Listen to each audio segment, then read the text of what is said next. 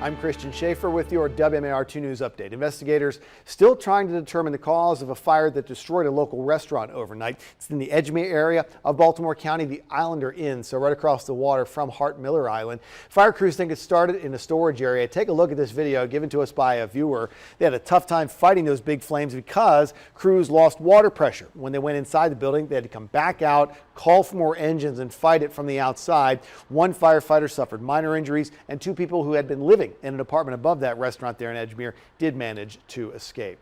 An error on thousands of ballots mailed to voters in Baltimore City is having an impact on getting the count finished for this week's election. A printing error made the mail-in ballots to voters in Baltimore City District 1 unscannable. District 1 includes much of southeast Baltimore, including Fells Point, Canton, Patterson Park. The Board of Elections requested that the vendor fix that mistake a few weeks ago, but the error was still on the ballots that were mailed to the voters. Last month, the Board of Elections also acknowledged mail-in ballots for Baltimore City voters were delayed by almost 2 weeks, and some voters say they never got one at all. Many just went ahead and voted in person on Tuesday. Governor Hogan says he has asked the State Board of Elections to conduct a complete and full review and submit a report by July 3rd. Lieutenant Governor Boyd Rutherford went further on Wednesday, calling for the head of the State Board of Elections, Linda Lamone, to step down. More businesses will be allowed to reopen as of tomorrow evening. The order requiring non-essential businesses and facilities to stay closed in Maryland will be lifted at 5 o'clock tomorrow night. However, the decision on how much to reopen is once again being left to the leaders of Maryland's counties and Baltimore City. So far, Howard County has already announced that offices, retail stores, nail salons, tanning salons will be allowed to reopen, but only at 50% capacity. As for the other counties and how much of the governor's plan they decide to follow, Governor Hogan is reminding people to continue being cautious. I want to be very clear.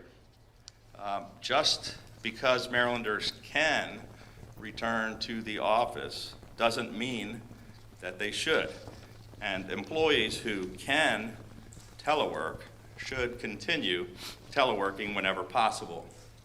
And safety must remain a top priority for every single business in our state. Okay, so moving into stage 2, but even under stage 2 of the recovery plan, gatherings of more than 10 people are still banned. Bars and restaurants are still closed for indoor dining. And now from WMAR 2 News, Maryland's most accurate forecast. Happy Thursday, everyone. We are tracking the heat and the humidity once again for today. Also, the potential for some strong to severe thunderstorms. And we're also tracking a return to seasonal temperatures as we head into the tail end of the weekend. So this is what we're working with as we go through the rest of today. With all that heat and the humidity, once again, we can see a few showers and thunderstorms try to fire across the area. So again, we have to keep our eye to the sky. Some of those could be on the strong to severe side, as the Storm Prediction Center does have us in a slight risk. That's the area there shaded in the yellow coloring, and a marginal risk, the area there shaded in the green coloring as we go into the afternoon. The biggest threat will be damaging gusty winds, but again, it can't rule out some of those thunderstorms putting down a lot of rain.